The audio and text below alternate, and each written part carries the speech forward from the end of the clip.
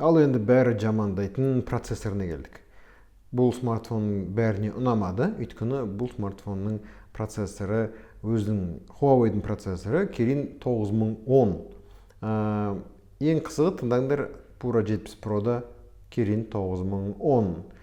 Және ең қызығы Pura 70 Ultra'да процессор Kirin 9010. Қызығы, сонда процессоры 3 смартфондікі де бірдей. Кез келген ойынды көтереді, бірақ көбісі оған үйренбегеннен кейін жаман дейді. Өйткені көбісі Snapdragonға үйреніп алған, бірақ Snapdragonның да минустары бар, ол қатты қызады.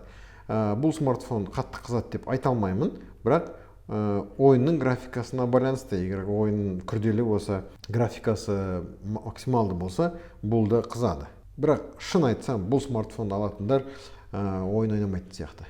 Geekbench арқылы тексердім, қараңыздар, бір ядралы жұмыста, бір ядралы тестте 885 ұпай көрсетті, ал көп ядралы тестте 3299 ұпай жинады. Ол бұлай, мысалы басқа смартфонмен салыстыратын болсақ, Snapdragon 870-тен де артық десе болады. Throttling тестпен тексердім, Throttling тестпен әдейі 3 рет тексердім. Жалпы 80-нен төмен түспеді.